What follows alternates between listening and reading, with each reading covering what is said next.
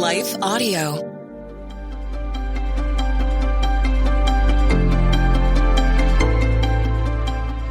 Welcome to the Crosswalk Devotional. We're so glad to have you listening. I'm Lynette Kittle, and today's topic is, At Easter and Every Day, Jesus Understands. We'll be right back after a brief message from our sponsor.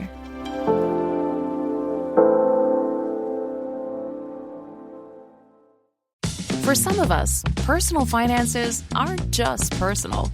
They include loved ones, neighbors, the communities we call home, and the causes we hold in our hearts.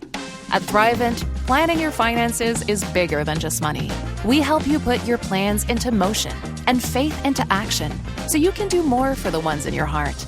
Because sometimes all you need to make a difference is someone to help you make it happen. Thrivent, where money means more. Connect with us at Thrivent.com. Every child in foster care deserves to feel safe and loved. Through Wait No More, Focus on the Family provides a teddy bear for comfort, a Bible for hope, and a suitcase for security. But more than just essentials, this program offers warmth, faith, and a sense of belonging. Together, we can remind a child that they are seen, known, and deeply loved. Learn how you can make a difference at focusonthefamily.com/suitcasebundle.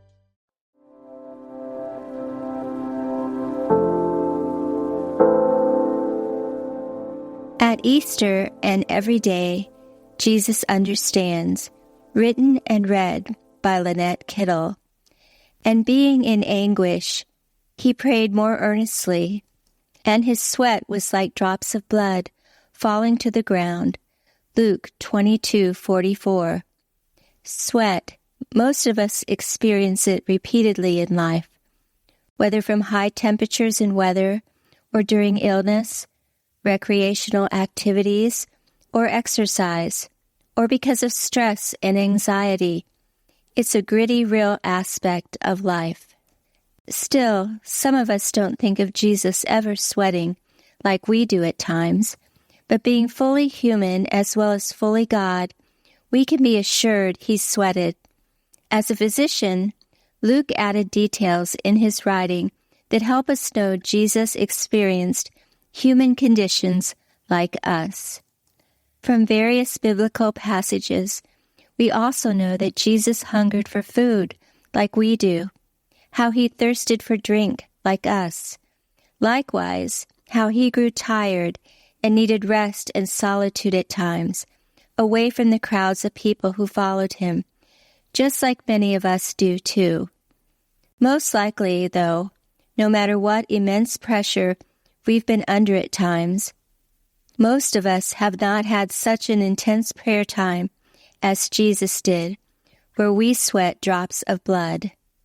Mark 14:32 describes a setting where it occurred.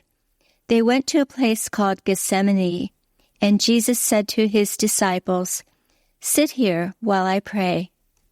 Yet still in this peaceful, quiet, beautiful place, he took Peter, James, and John along with him, and he began to be deeply distressed and troubled. "My soul is overwhelmed with sorrow to the point of death," he said to them. "Stay here and keep watch." Mark 14:33-34. Sometimes we might feel embarrassed in our reactions to distress and trouble, but we can take comfort in knowing even Jesus has felt it, understanding and knowing how being under pressure can feel. Going a little farther, he fell to the ground and prayed that if possible, the hour might pass from him. "Abba, Father," he said, "everything is possible for you. Take this cup from me, yet not what I will, but what you will." Mark 14:35-36. Jesus understands what it's like to feel like something is too hard, too much for us to bear. He leads the way by showing us how to surrender and submit to our Heavenly Father's will over our own will, even when we believe it's too much for us to handle. Still, a garden setting sounds lovely and peaceful, yet Jesus sweat drops of blood while praying. As he faced the future and the reality of the cross to come. Luke 22:33 describes how during Jesus' prayer, an angel from heaven appeared to him and strengthened him. Some of us are experiencing Easter this year while walking through distressful, sad, and life-changing events, a time where our whole world seems to be turned upside down, possibly dealing with life and death issues, facing devastating losses we didn't anticipate in our lives. Maybe we're not to the point of sweating drops of blood, but feeling the intensity of experiencing things we don't feel the strength to endure going through. If so, we can follow Jesus' example of spending time in prayer, of taking our concerns to God and relying on Him to send help to get us through whatever we're facing. But we may think it's far-fetched to think God will send us help, like He did for Jesus, that He doesn't send angels to help us. However, throughout the Bible, there are stories of angels ministering to and helping people, including Elijah, Daniel, Gideon, Zechariah, Samson's mother, and more.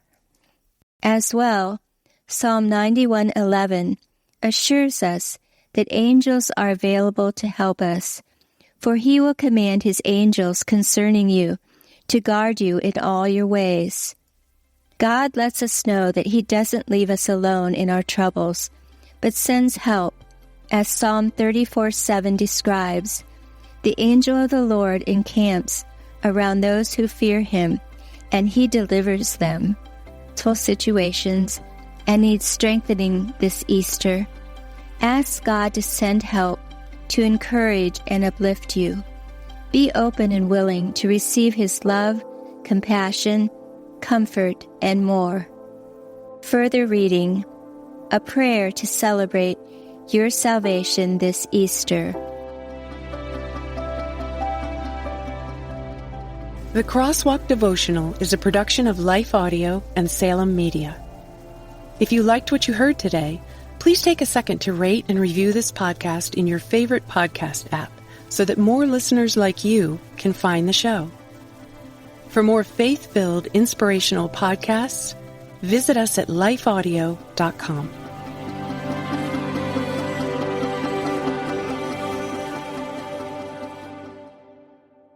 For some of us, personal finances aren't just personal. They include loved ones, neighbors, the communities we call home, and the causes we hold in our hearts. At Thrivent, planning your finances is bigger than just money. We help you put your plans into motion and faith into action so you can do more for the ones in your heart.